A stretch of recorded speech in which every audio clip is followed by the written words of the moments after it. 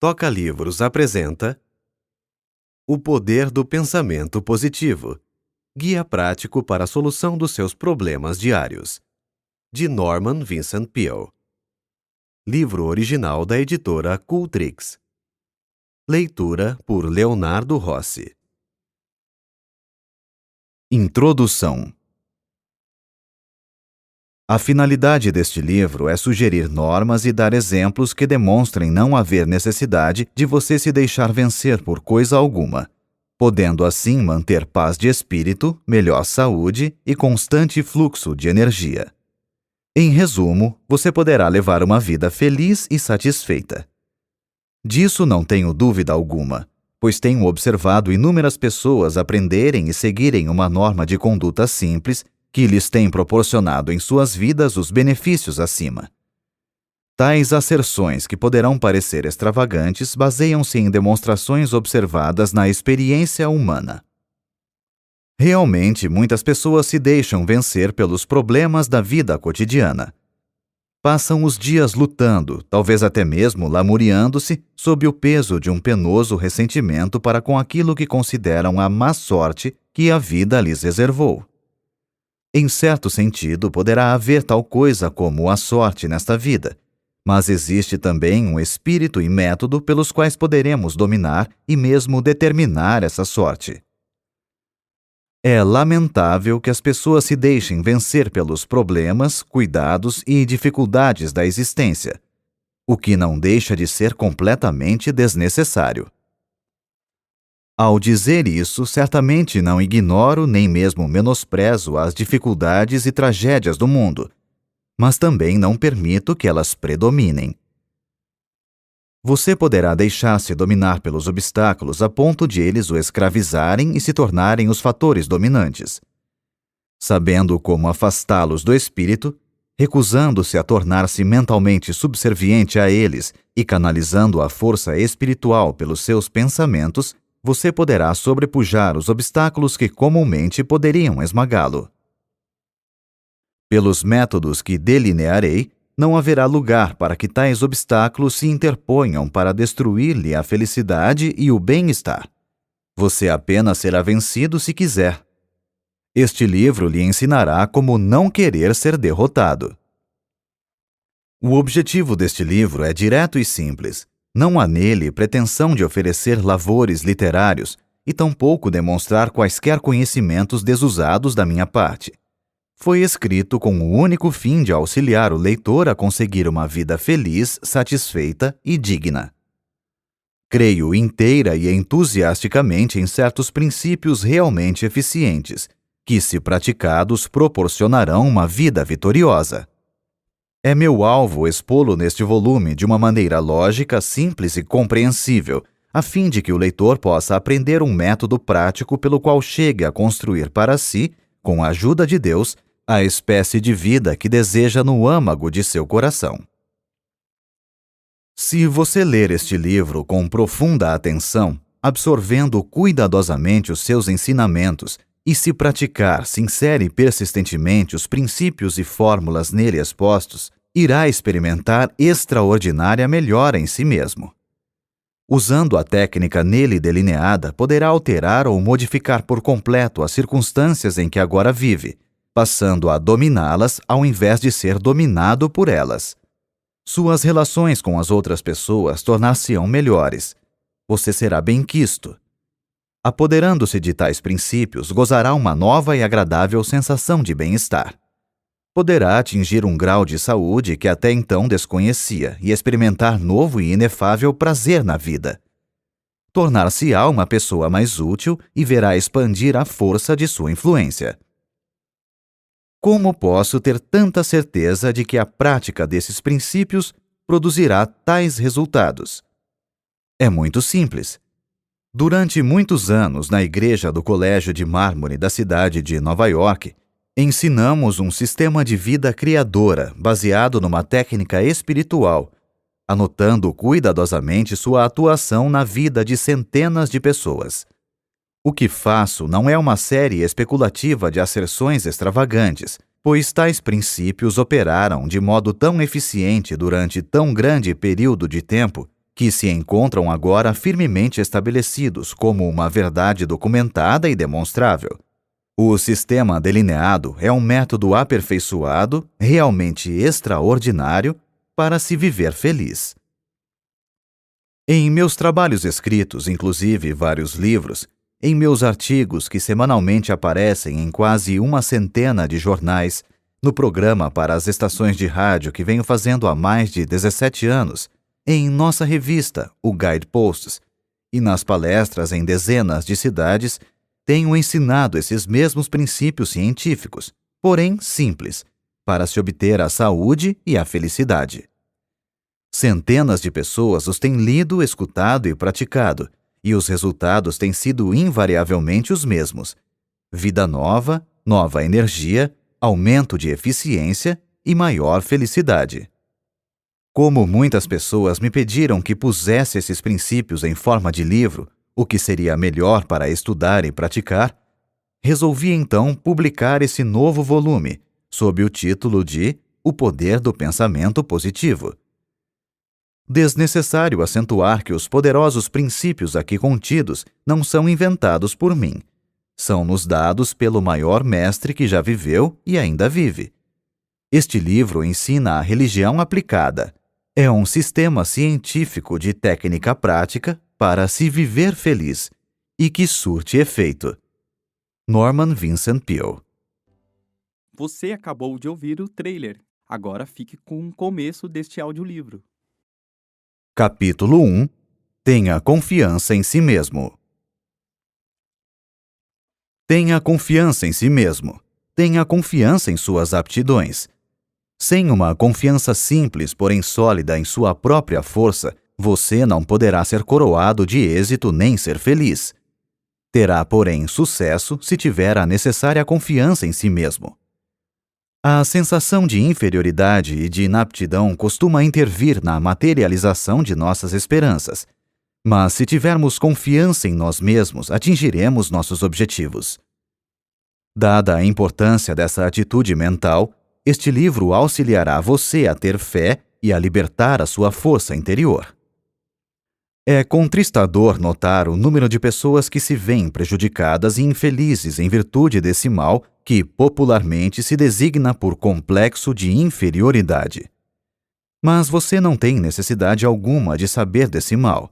Você pode vencê-lo mediante certas medidas, podendo desenvolver em si mesmo uma fé criadora, uma fé que justifica.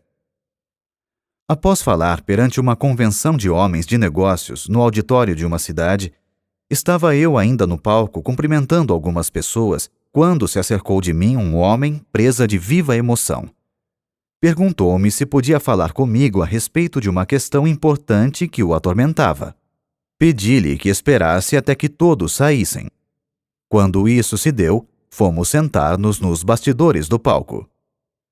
Estou nessa cidade para tratar de um negócio mais importante da minha vida, explicou. Se eu for bem-sucedido, será a minha felicidade. Se fracassar, serei um desgraçado. Sugeri-lhe que se acalmasse um pouco e não encarasse a questão sob um aspecto assim tão desanimador. Se fosse coroado de êxito, seria naturalmente esplêndido. Se não o fosse, bem, começaria novamente a vida. Falta-me confiança em mim mesmo, murmurou ele com desalento. Não tenho confiança em mim, nem creio que possa adquiri-la.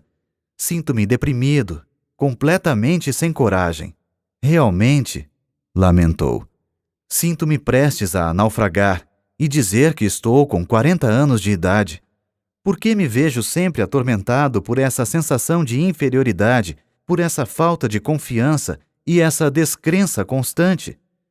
Ouvi sua conferência esta noite, o que o senhor falou sobre o poder do pensamento positivo, e desejo perguntar-lhe como poderei adquirir essa confiança em mim mesmo. Há certas medidas a tomar, respondi. Em primeiro lugar, é importante descobrir por que tem essa sensação de que não tem poder algum. Isso requer análise e levará tempo. Devemos sondar os males de nossa vida emotiva, do mesmo modo que o faz um médico ao procurar descobrir algo que fisicamente esteja mal. Não se pode fazer isso imediatamente nessa nossa curta entrevista de hoje. Talvez o seu caso exija certo tratamento para que se possa conseguir uma solução permanente. Contudo, a fim de que o possa auxiliar no problema que o preocupa, vou dar-lhe uma fórmula que surtirá efeito se a usar. Quando estiver na rua, sugiro que repita certas palavras que lhe vou dar. Diga-as várias vezes depois de se deitar. Quando acordar amanhã cedo, repita-as 3 vezes antes de se levantar. Quando estiver a caminho para ir tratar do seu importante negócio, repita-as novamente 3 vezes. Faça-o com fé de que receberá força e aptidão suficiente para tratar do problema. Mais tarde, se quiser, poderemos analisar o seu caso básico. Independentemente do que poderá acontecer ao seguir esse estudo, a fórmula que lhe vou dar agora poderá afinal ser um grande fator na cura. Eis as palavras que lhe recomendei. Poderei fazer tudo com a ajuda de Cristo. Ele me dará forças. Filipenses, capítulo 4, versículo 13. Como o desconhecido não estava familiarizado com essas palavras, escrevi-as num cartão e mandei que as lesse 3 vezes em voz alta. Agora siga esse conselho. Tenho certeza de que tudo correrá bem. Ele se animou e quedou-se um momento em silêncio.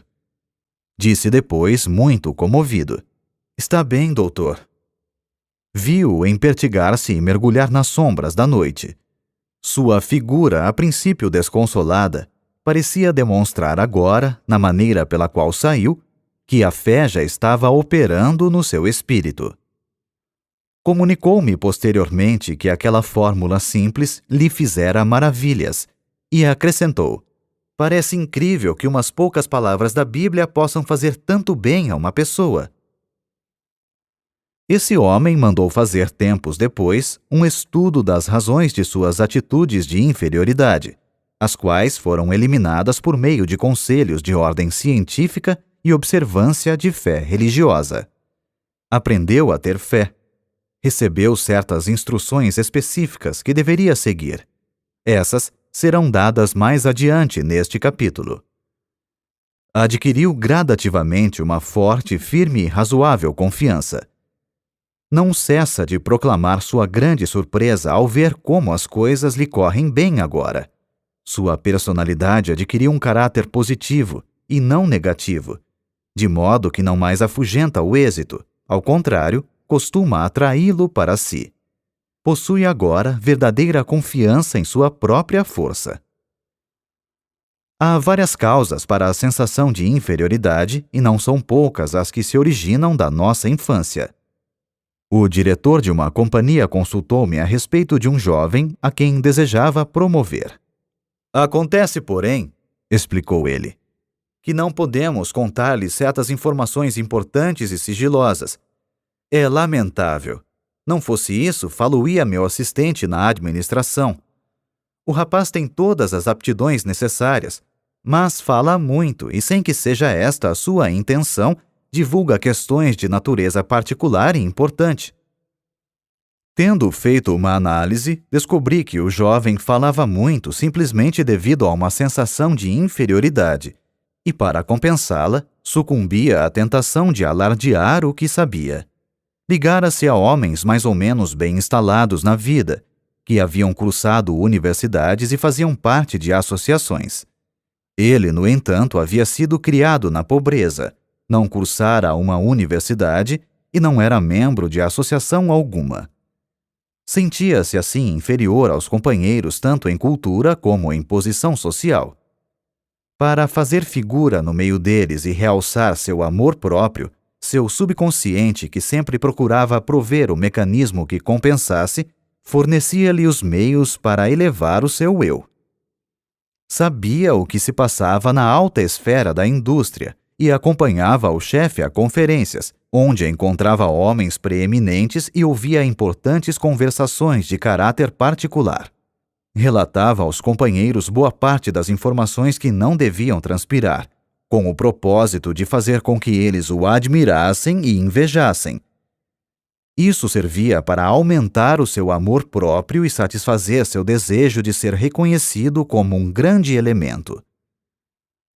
O chefe, um homem bom e compreensivo, quando percebeu a causa dessa característica de sua personalidade, fez ver ao rapaz as oportunidades a que suas aptidões poderiam conduzir.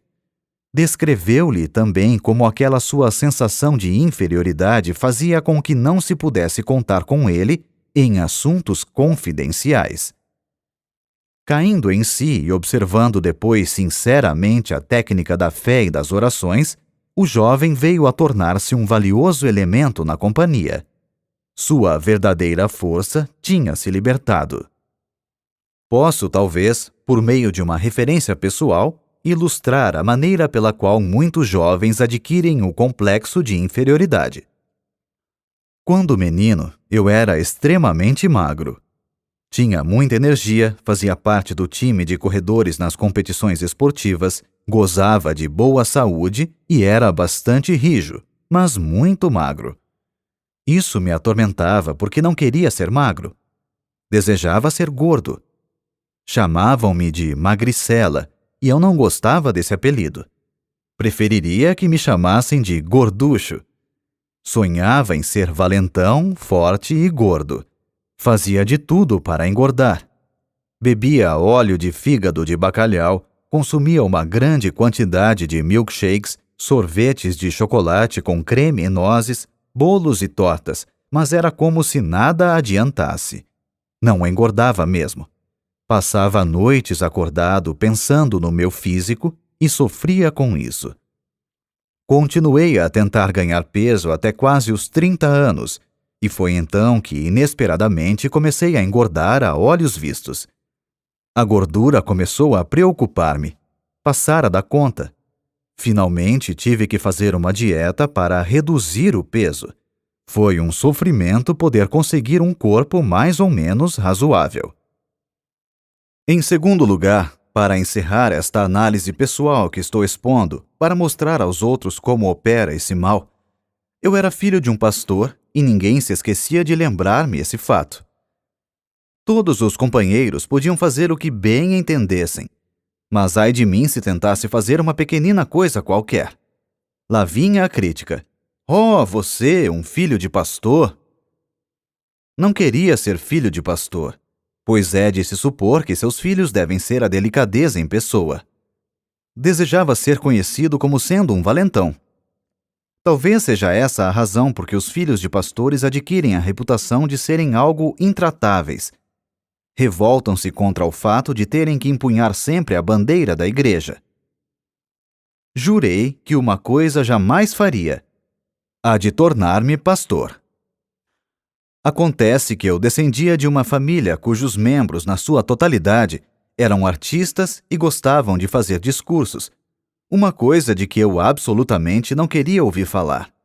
Costumavam fazer levantar-me em público para discursar, e nessas ocasiões eu quase morria de medo.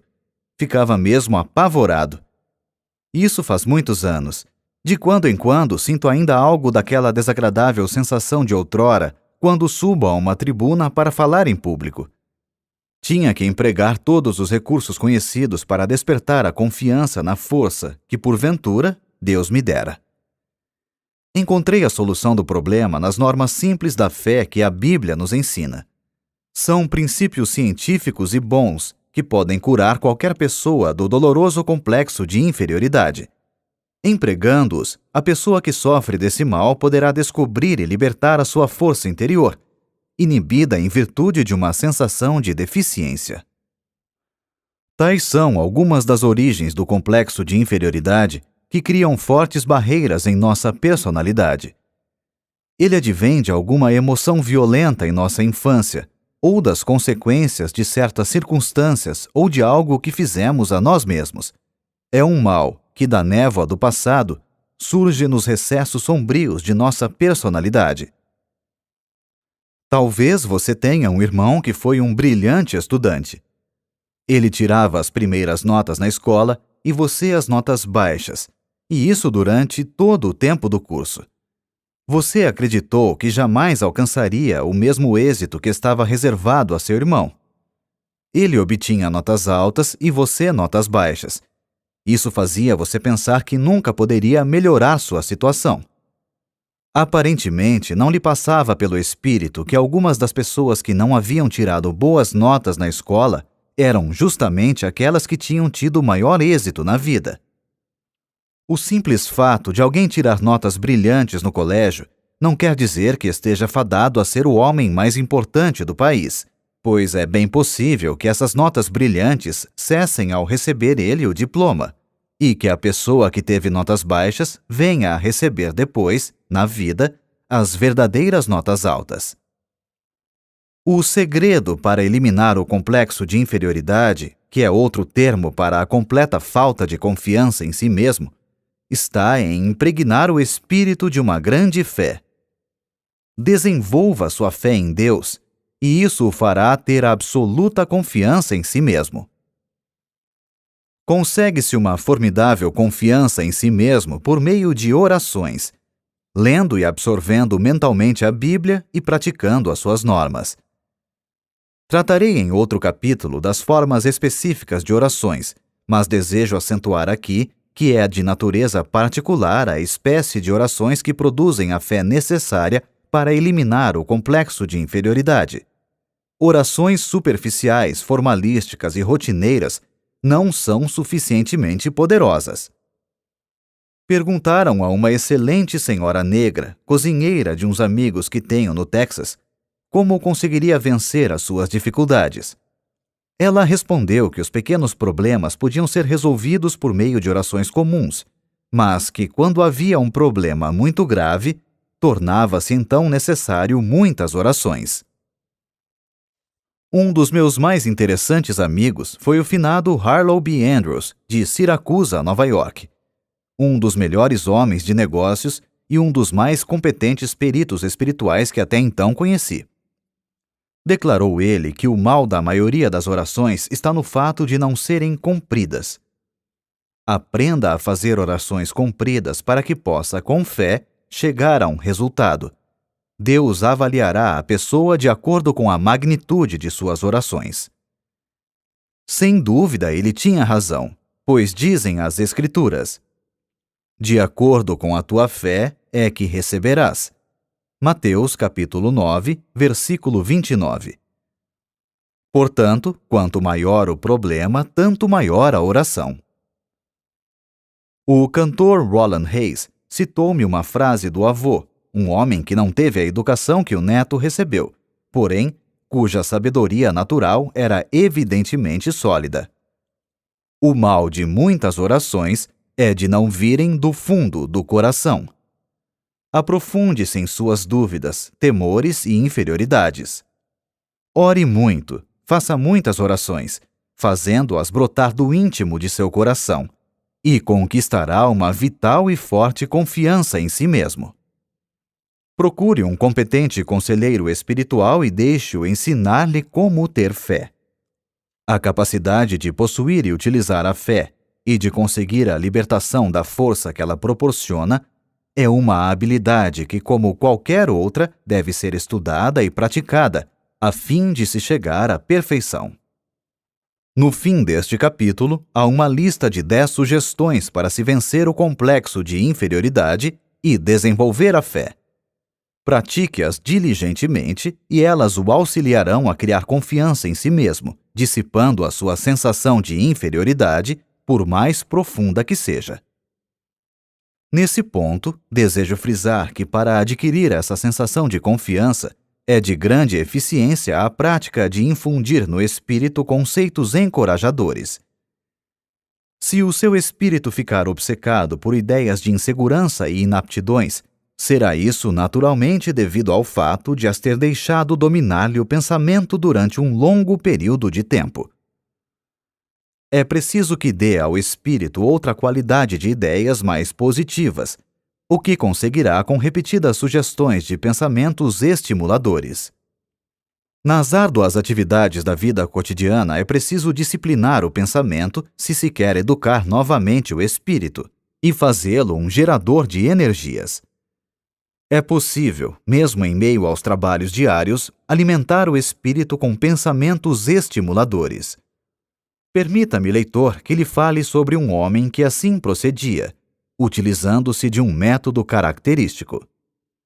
Numa manhã de rigoroso inverno, ele veio buscar-me no hotel numa cidade do Oeste Central, para levar-me a outra cidade 35 milhas distante, onde eu tinha que fazer uma palestra.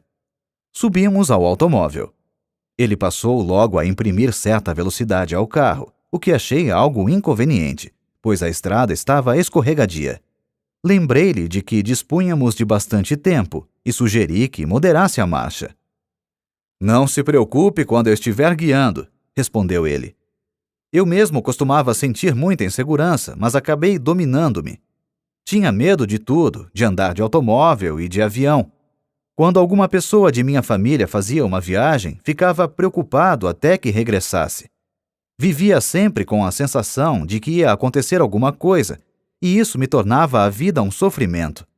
Vivia dominado por esse complexo. Não tinha confiança em mim. Esse estado de espírito refletiu-se em meus negócios. As coisas não me corriam muito bem.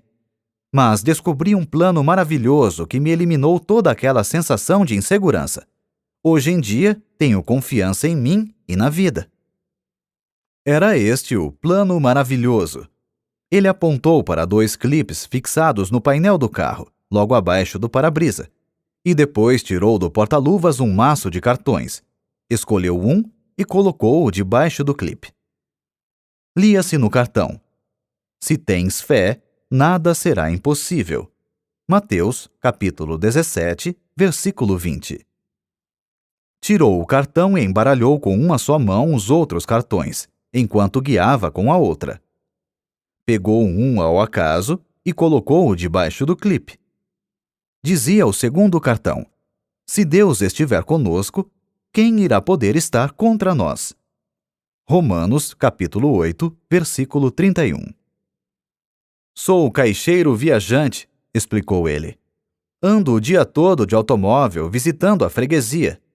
Descobri que, quando a gente está guiando, toda sorte de pensamentos nos assalta o espírito. Se a qualidade do pensamento é negativa, passa-se o dia todo com ideias negativas, o que é ruim. Era o que acontecia comigo. Quando no automóvel, entre uma visita e outra, costumava pensar coisas pessimistas, sempre com a impressão do medo.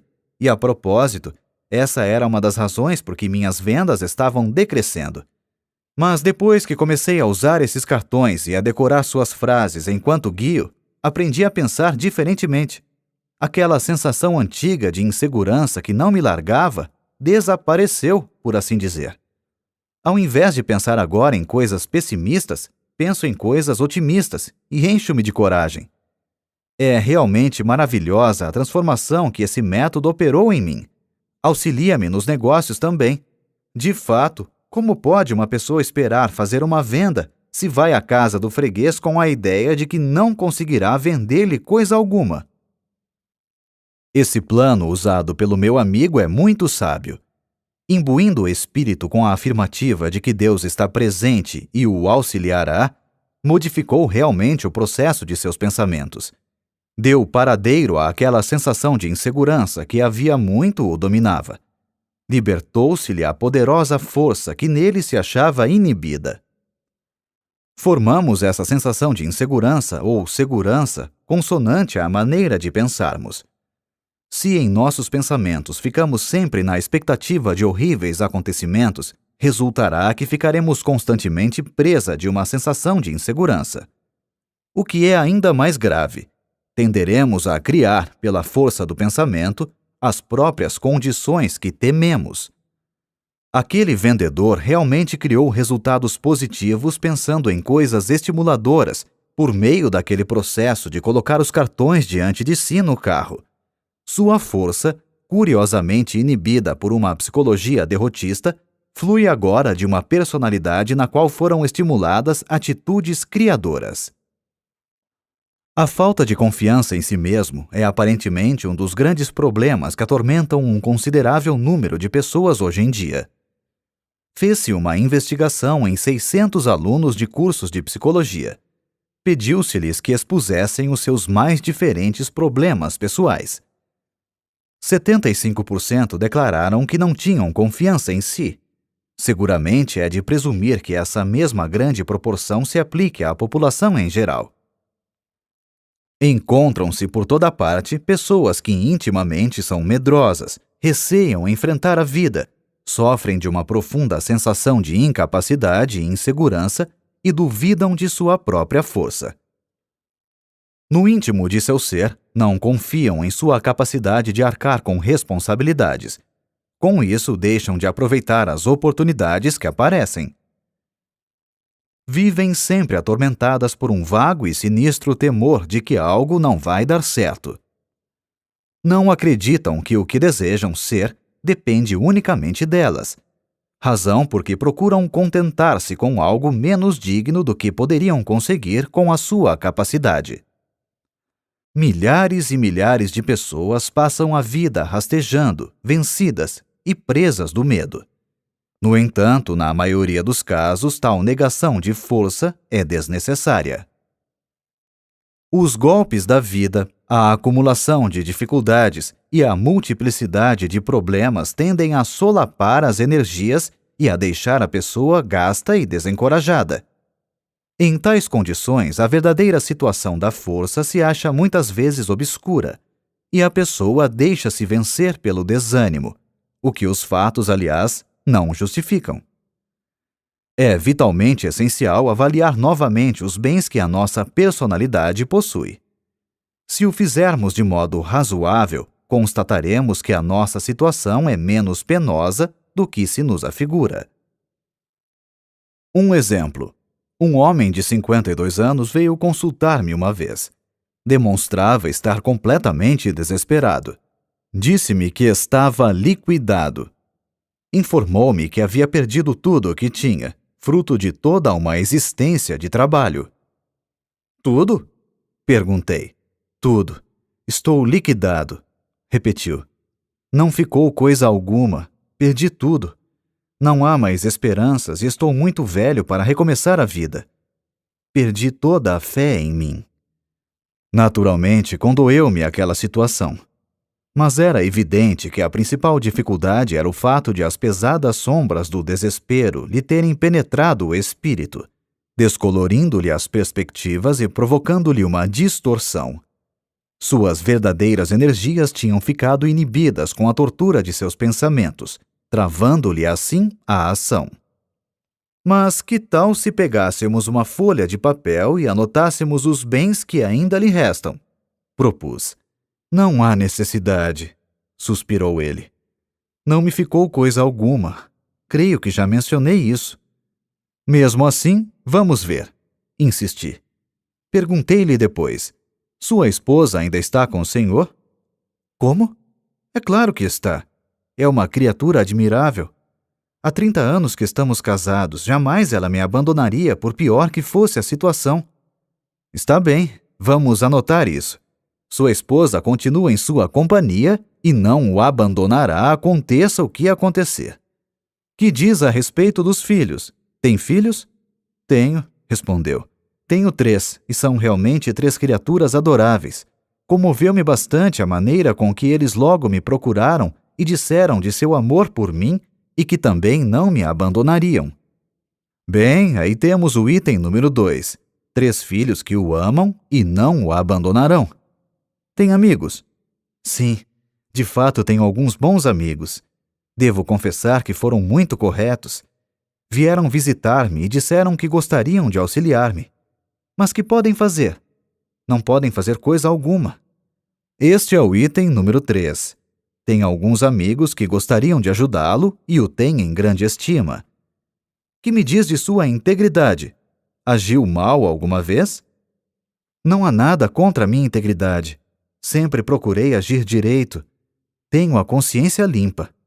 Muito bem. Anotemos a sua integridade como sendo o item número 4. Que me diz da sua saúde? Gozo de boa saúde. Poucas vezes fiquei doente. Creio que estou em boa forma fisicamente. Anotemos isso como sendo o item número 5, boa saúde. Que acha dos Estados Unidos? Acha que continuam ainda em franco comércio e seja o país das oportunidades? Acho sim. É o único país no mundo em que eu gostaria de viver. Eis o item número 6. O senhor vive nos Estados Unidos, o país das oportunidades, e está satisfeito de viver aqui. Indaguei depois. E o que me diz de sua fé religiosa? Crê em Deus e crê que Ele o auxiliará? Sim. Não creio que teria suportado tudo isso se não tivesse alguma ajuda de Deus. Agora, vamos ver a relação dos bens anotados. 1. Uma esposa maravilhosa, casado há 30 anos. 2. 3 filhos devotados que não o abandonarão. 3. Amigos que o querem ajudar e que o têm em grande estima. 4. Integridade. Nada fez que o possa envergonhar. 5. Boa saúde. 6. Vive nos Estados Unidos, o maior país do mundo. 7. Tem fé religiosa. Mostrei-lhe na mesa a folha de papel. Olhe isso. Acho que possui tantos bens. Julgara pelo que me dissera tivesse perdido tudo. Ele sorriu meio envergonhado.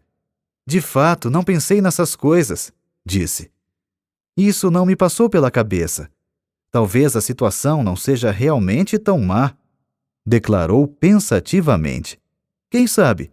Talvez pudesse começar de novo a vida se conseguisse apenas adquirir certa confiança e pudesse sentir alguma força dentro de mim.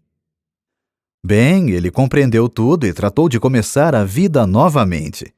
Conseguiu fazê-lo somente depois de ter modificado seu ponto de vista e sua atitude mental. A fé varreu as dúvidas que o assaltavam, e uma força, o bastante para vencer suas dificuldades, emergiu do íntimo de seu ser. Esse incidente ilustra uma profunda verdade expressa num documento muito importante do célebre psiquiatra Dr. Karl Menninger. Disse ele: as atitudes são mais importantes que os fatos. Vale a pena repetirmos essa frase para que possamos aurir a verdade que ela encerra. Qualquer fato que enfrentarmos, por mais penoso que seja, mesmo que pareça irremediável, não será tão importante como a nossa atitude para com ele. Da maneira como julgamos um fato é que poderemos ser derrotados antes que possamos tomar qualquer medida com relação a ele.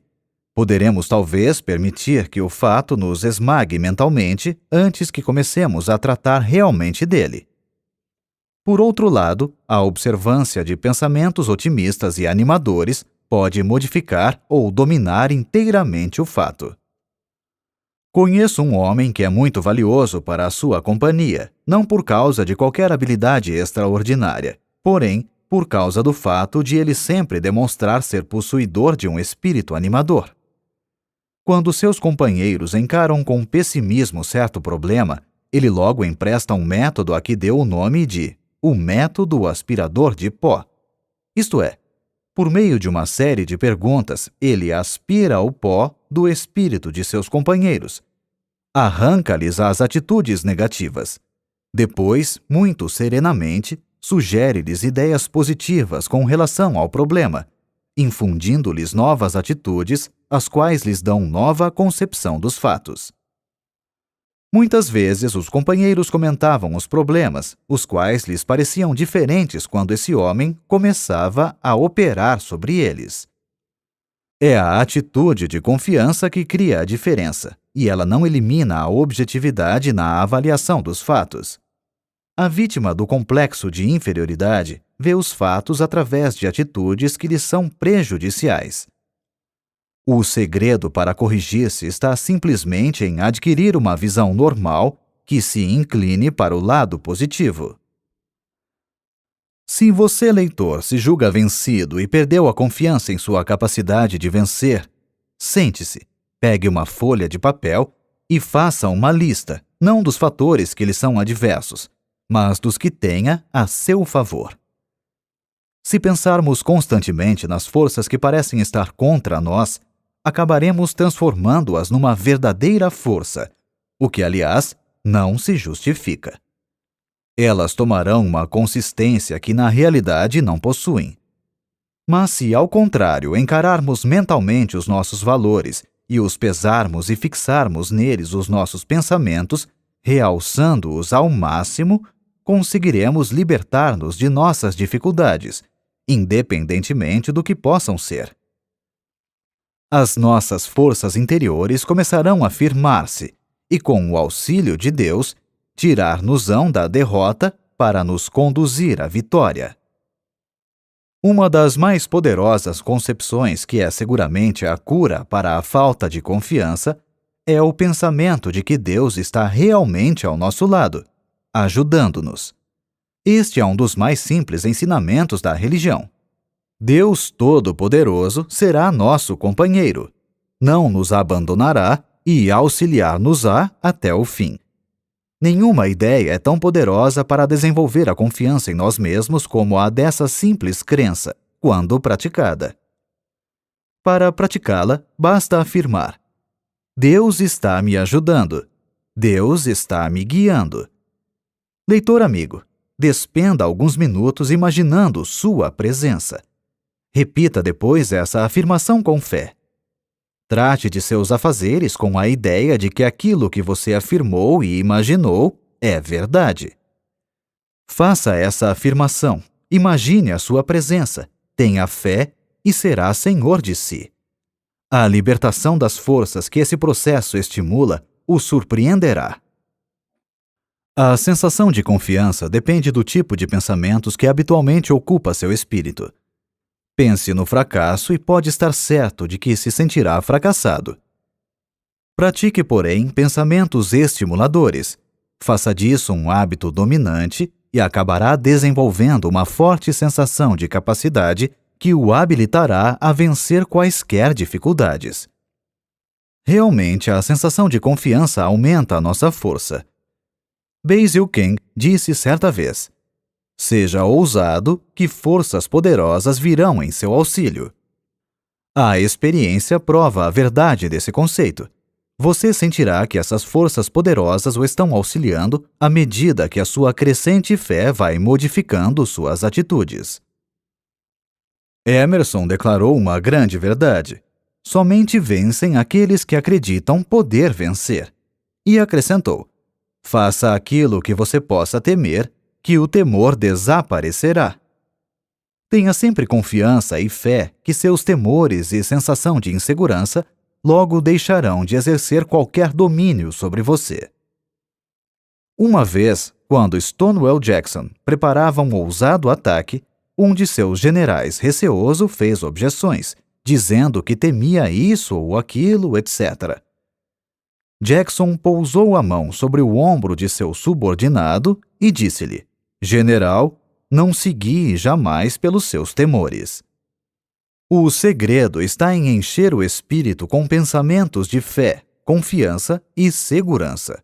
Isso expelirá todos os pensamentos eivados de dúvidas e eliminará a falta de confiança. A um homem que durante muito tempo vivia atormentado por uma sensação de insegurança e temores, sugeri que lesse a Bíblia inteira, sublinhando com o lápis vermelho todas as citações nela contidas relativas à coragem e confiança. Ele acabou decorando-as. De fato, impregnou o espírito com os pensamentos mais sadios, mais felizes e mais poderosos que há no mundo. Esses pensamentos dinâmicos transformaram-no. De criatura desesperada que era, passou a ser um homem de força dominante. Foi notável a transformação que nele se operou em poucas semanas. De um espírito quase completamente fracassado, passou a ser uma personalidade confiante e inspiradora. Reconquistou a confiança em si mesmo e em sua própria força por meio de um processo simples, o de modificar o seu modo de pensar. Para resumir, que pode você fazer agora para criar confiança em si mesmo? Mencionamos abaixo 10 regras simples e exequíveis para dominar suas ideias de inaptidão e aprender a ter fé. Milhares de pessoas as têm empregado e obtido brilhante resultado. Comece a seguir esse programa que irá também criar essa confiança em si mesmo e em sua própria força. Você também terá essa mesma sensação de possante energia. 1. Formule e grave indelevelmente em seu espírito um quadro mental de si mesmo como sendo coroado de êxito em tudo. Mantenha sempre esse quadro no espírito. Não permita que desapareça. Seu espírito procurará desenvolver essa ideia. Jamais pense que irá fracassar. Jamais duvide da realidade dessa imagem mental. Seria perigosíssimo, pois o espírito sempre procura realizar aquilo que se imagina. Por conseguinte, imagine sempre o sucesso, por piores que as coisas lhe possam parecer no momento. 2. Toda vez que um pensamento negativo relacionado à sua força pessoal lhe assaltar o espírito, exprima deliberadamente um pensamento positivo para eliminá-lo. 3. Não crie obstáculos em sua imaginação. Deprecie todos esses pseudo-obstáculos. Reduza-os ao mínimo. As dificuldades devem ser estudadas e tratadas de maneira eficiente a fim de serem eliminadas. Devem ser encaradas apenas como se apresentam. Não devem ser ampliadas por pensamentos pessimistas. 4. Não se deixe atemorizar por outras pessoas. Procure imitá-las. Ninguém pode ter a sua eficiência. Lembre-se também que a maioria das pessoas, não obstante mostrar confiança em si, sente-se muitas vezes tão receosa e tão hesitante quanto você. 5. Repita 10 vezes ao dia estas palavras dinâmicas. Se Deus estiver conosco, quem irá poder estar contra nós? Romanos 8:31. Suspenda aqui a leitura e repita-as agora, lentamente e com confiança. 6. Arranje um competente conselheiro para ajudá-lo a compreender a razão de ser de seu modo de agir. Conheça a origem de sua sensação de inferioridade e indecisões, a qual muitas vezes tem muitas raízes na infância. O conhecimento de nós mesmos é um fator de cura. 7. Repita 7 vezes ao dia, em voz alta, se possível, o seguinte versículo: Poderei fazer tudo com a ajuda de Cristo. Ele me dará forças. Filipenses, capítulo 4, versículo 13. Repita-o agora. Esta declaração mágica é o mais poderoso antídoto que existe na Terra para os pensamentos pessimistas. 8. Avalie exatamente a sua própria capacidade e dê-lhe depois 10% de acréscimo. Não se torne egoísta. Trate de desenvolver o respeito próprio. Tenha confiança na sua própria força como sendo libertada por Deus. 9. Entregue-se a Deus. Para fazer isso, basta dizer simplesmente: Estou entregue a Deus. Creia depois que está recebendo, nessa ocasião, todas as energias de que necessita. Sinta-as fluindo para dentro de você. Afirme que o reino de Deus está na sua própria alma. Lucas, capítulo 17, versículo 21. Na forma de uma força apropriada para enfrentar a vida. 10. Lembre-se que Deus está com você e que nada poderá vencê-lo. Creia que está agora recebendo dele toda a força necessária.